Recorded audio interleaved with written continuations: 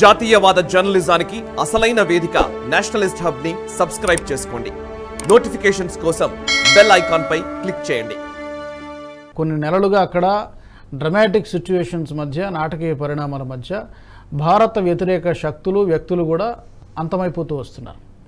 అది సాధారణంగానే చేయిస్తోంది, భారత్ చేయిస్తోంది అనేటువంటి ఒక ఆరోపణలు పాకిస్తాన్ చేయడం సహజమే. అయితే ఇప్పుడు జరుగుతుంది కూడా, ఎవరు చేస్తున్నా కొన్ని తెలిసి కొన్ని క్లెయిమ్ చేసుకుంటున్నాయి, క్లెయిమ్ చేయనివి ఎవరు చేశారో తెలియదు. అయితే అనుకుందాము, లేకపోతే కాదు, ఇంకేదో XYZ ఏదో ఒక కనబడిన ఇన్విజిబుల్ పవర్ అనుకోండి.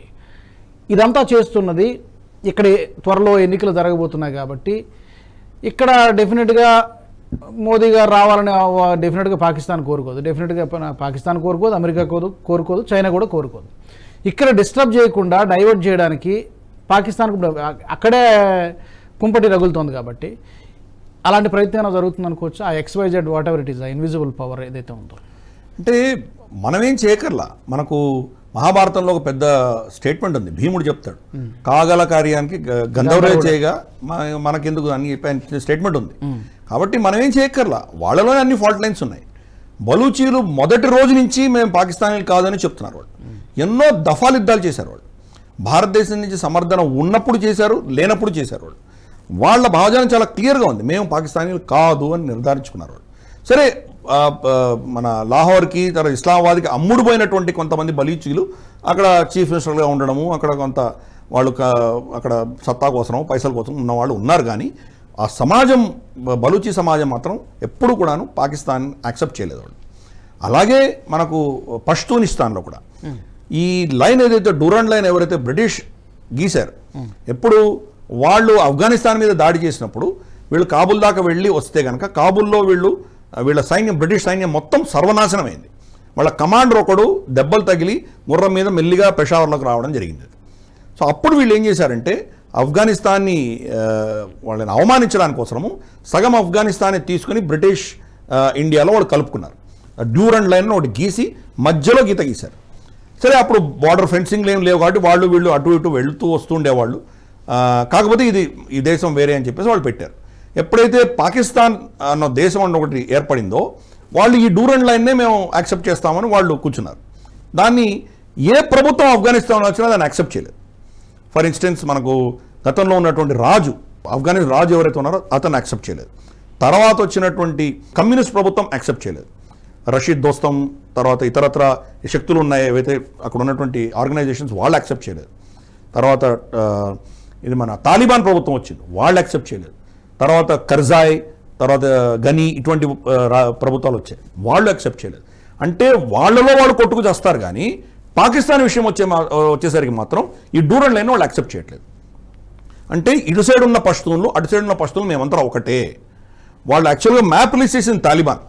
ఎంతవరకు మనకు అటక్ వరకు వాళ్ళు రిలీజ్ చేసి ఇంతవరకు మా ఆఫ్ఘనిస్తాన్ వాళ్ళు క్లెయిమ్ చేస్తున్నారు. వాళ్ళ పాటలు కూడా రాశారు, ఇది అటక్ వరకు ఆఫ్ఘనిస్తాన్ వాళ్ళు రాసుకున్నారు, పాటలు కూడా రాసుకున్నారు పష్తూన్లో. కాబట్టి వాళ్ళల్లో మళ్ళీ రెండు వర్గాలు ఉన్నాయి. ఒక వర్గం వచ్చేసి యుద్ధం చేస్తోంది, ఎవరు? TTP, తెహ్రీకే తాలిబాన్ పాకిస్తాన్. వీళ్ళకు కూడా ఆఫ్ఘనిస్తాన్లో ఉన్న తాలిబాన్కి ఇద్దరికి మధ్యలో అవినాభావ సంబంధం ఉంది. ఇద్దరూ ఒకటే మద్రాసా నుంచి వచ్చినటువంటి వాళ్ళు. కాబట్టి వీళ్ళేమో పాకిస్తాన్ మీద అటాక్ చేస్తారు, వాళ్ళు అమెరికన్ ఇంట్రెస్ట్ మీద అటాక్ చేసేవాళ్ళు. వీళ్ళిద్దరూ కలిసి పనిచేస్తున్నారు అని చెప్పి పాకిస్తాన్ ఆరోపిస్తున్నది. అందుకనే వెళ్ళి వాళ్ళ మీద దాడి చేయడం అనేది జరిగింది. ఇది ఒక ఎత్తు అయితే, ఇంకొకటి మంజూర్ పష్తీన్ అన్నటువంటి వ్యక్తి పష్తూన్ తెహఫూజ్ మూవ్మెంట్ అని చెప్పి ఒక శాంతియుతంగా ఒక పోరాటం చేస్తున్నారు. అంటే పాకిస్తాన్కి వ్యతిరేకంగా చేయట్లేదు, మేము పాకిస్తాన్లో ఉన్నా మా హక్కులు మాకు కావాలి అని పోరాటం చేస్తున్నారు. ఈ ఇద్దరిలో పాకిస్తాన్ ప్రభుత్వం కనీసం ఈ మనకు శాంతియుతంగా పోరాటం చేస్తున్న వాళ్ళకి సమర్థన ఇవ్వవలసింది. సో దట్ ఆ సమాజం క్రమేపీ ఆ ఉగ్రవాదం నుంచి ఇటు వచ్చేటువంటి అవకాశం ఉంది. దీనికి ఏం చేశారు, వీళ్ళని చాలా కఠినంగా అణిచివేసి మంజూర్ పస్తీని జైల్లో పడేసి చాలామందిని చంపేసి మంజూర్ పస్తీన్ మీద అటాక్ కూడా చేయించి ఇవన్నీ చేశారు. దాంతో TTP ఏమంటోంది, మేము శాంతియుతంగా ప్రయత్నం చేసి ఏమి లాభం లేదు, వీళ్లకు కుక్క కాటుకు చెప్పు దెబ్బే ఇది మనకు నివారణ అని చెప్పి వీళ్ళకి ఎలా చెప్తే వీళ్ళు అర్థం చేసుకుంటారో అది చేస్తామని చెప్పి వాళ్ళు అటాక్ చేస్తున్నారు. పాకిస్తాన్ కంట్రోల్ లిటరల్గా లేదు అక్కడ. సో ఇవన్నీ జరుగుతున్నాయి. అంటే మొత్తం ఈ ప్రాంతం అంతా కూడా అటువంటి పరిస్థితి రావడానికి మూల కారణం ఏంటంటే పాకిస్తానీ పంజాబ్ ఉన్నది, ఇంకా మిగతా ప్రాంతాలన్నీ కూడా వాళ్ళకు ఊడిగం చేయవలసిన బాధ్యత వాళ్ళకు ఉన్నది అన్నటువంటి భావజాలం. మేమే ఉన్నాము, మీరందరూ లేరు. ఫర్ ఇన్స్టెన్స్ బలూచ్ రెజిమెంట్ ఉంది వాళ్ళ దగ్గర. బలూచ్ రెజిమెంట్ మనం ఏమనుకుంటాం, ఫర్ ఇన్స్టెన్స్ మనకు పంజాబ్ రెజిమెంట్ ఉంది. పంజాబ్ రెజిమెంట్లో మెజారిటీ పంజాబీలే ఉంటారు.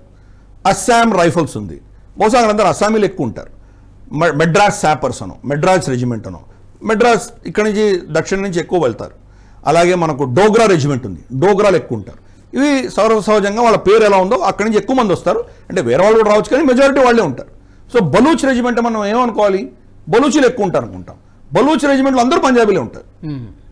ముషర్రఫ్ బలూచ్ రెజిమెంట్ పంజాబీ, అంటే మొహాజిర్ యాక్చువల్గా భారతదేశం నుంచి వెళ్ళినటువంటి, ఢిల్లీ నుంచి వెళ్ళినటువంటి వ్యక్తి. కాబట్టి ఈ ఇంకా మిగతా పంజాబ్ని తీసేస్తే సింధ్కు ఏదో 4 మెతుకులు పడేస్తారు, కానీ బలూచిస్తాన్ కానీ, ఖైబర్ పఖ్తూన్ఖ్వా కానీ, మనకు గిల్గిట్ బాల్తిస్తాన్ కానీ, ఆజాద్ జమ్మూ కాశ్మీర్ ఏదైతే అంటారో వాళ్ళు పిఓజేకే, వెస్టర్న్ జమ్మూ ఈ ప్రాంతం కానీ, వీళ్ళు ఎవ్వరికి కూడాను ఎటువంటి పవర్స్ లేవు. పైపెచ్చి వాళ్ళ మీద వీళ్ళు దౌర్జన్యం చేస్తారు. బలూచిస్తాన్లో చాలామంది అంటే యువకులని, తర్వాత శక్తి ఉన్నటువంటి మనుషులు, మగవాళ్ళని అందరినీ వీళ్ళు ఎత్తుకుపోయి ఎన్నో నెలల తర్వాత కొంతమందిని విడుదల చేస్తారు. కొంతమంది శవాలు ఎక్కడ ఉన్నాయో తెలియదు. ఈ రోజు దాకా వాళ్ళని ఎక్కడ చంపారు, ఎక్కడ ఏం చేశారు అన్న విషయాలు చాలామందికి తెలియదు. బహుశా మనం కొన్ని రిపోర్ట్స్ ఏమొచ్చాయంటే వాళ్ళని చంపేసి వాళ్ళ అవయవాలని చైనాకి అమ్మేశారు.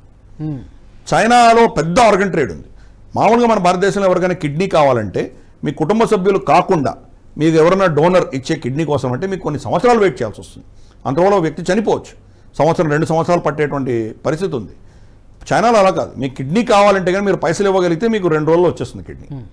సో వాళ్ళకు ఇల్లీగల్గా అంతే కదా. మరి ప్రజల యొక్క మొత్తం వాళ్ళ బ్లడ్ పిక్చర్ దగ్గర నుంచి వాళ్ళ ఆరోగ్యం గురించి మొత్తం డేటా చైనాలో ఉంటుంది. ఆ డేటా ఆధారంగా మీకు మ్యాచ్ అయ్యేటువంటి వ్యక్తి ఎవరో చూసి వాళ్ళని చంపేసి ఆ అవయం తెచ్చి మీకు ఇస్తారు. అది పెద్ద క్రూరమైనటువంటి రెజీమ్ అది చైనా. వాళ్ళకి వీళ్ళు అవయవాలు ట్రాన్స్ఫర్ చేసేవాళ్ళు. కాబట్టి అక్కడ స్త్రీలు, ఎందుకంటే పురుషులందరూ చనిపోతున్నారు, స్త్రీలు ఉద్యమం చేస్తున్నారు. స్త్రీలు కరీమా బలూచ్ అని ఆవిడ అక్కడికి వెళ్ళి ఇస్లామాబాద్లో ధర్నా చేసి మిస్సింగ్ పర్సన్స్ అని వీళ్ళని మళ్ళీ మాకు ఇవ్వండి అని చాలా ధర్నా చేశారు. ఫైనల్గా వాళ్ళ ఆర్మీ మిమ్మల్ని చంపుతామని బెదిరించి ఇటువంటివన్నీ చేశాక ఆవిడ మళ్ళీ బలూచిస్తాన్ క్వెట్టాకు తిరిగి రాగానే ఘన స్వాగతం, ఒక చక్రవర్తితో రాజో ఎవరో వస్తే అతనికి ఎటువంటి స్వాగతం ఉంటుందో అటువంటి స్వాగతం ఆవిడకి దొరికింది. కొన్ని లక్షల మంది వచ్చారు ఆవిడ చూడడానికి. సో కాబట్టి అక్కడ పరిస్థితి అంతా ప్రజలలో ఈ పాకిస్తానీ పంజాబీలకు వ్యతిరేకంగా అక్కడ ఒక విధమైనటువంటి సమస్య ఉన్నది. అక్కడ దీన్ని వీళ్ళు అధిగమించలేకపోతున్నారు. ఎందుకంటే మేమే తానాషాహీలము, మేమేం చెప్తే మీరు వినాలి అన్నటువంటి భావజాలం వీళ్ళకు ఉన్నది. అదే ప్రయత్నం చేసి వాళ్ళు ఈస్ట్ పాకిస్తాన్ని కోల్పోయారు. బంగ్లాదేశ్ తయారైంది. అదే పరిస్థితుల్లో ఈరోజు మిగతా ప్రాంతాలన్నీ కూడా అలాగే ఉన్నాయి. కాబట్టి ఆ దేశానికి నిష్కృతి అన్నది లేదు. ఈ వీడియో మీకు నచ్చినట్టయితే లైక్ చేయండి, 10 మందికి షేర్ చేయండి. అలాగే కామెంట్ల రూపంలో మీ అభిప్రాయాలను మాతో పంచుకోండి. Nationalist hub group of channels ను సబ్స్క్రైబ్ చేసుకుని తెలుగునాట జాతీయవాద జర్నలిజాన్ని ప్రోత్సహించండి. ఈ వీడియో కింద ఉన్న బెల్ ఐకాన్ పై క్లిక్ చేయడం మర్చిపోవద్దు.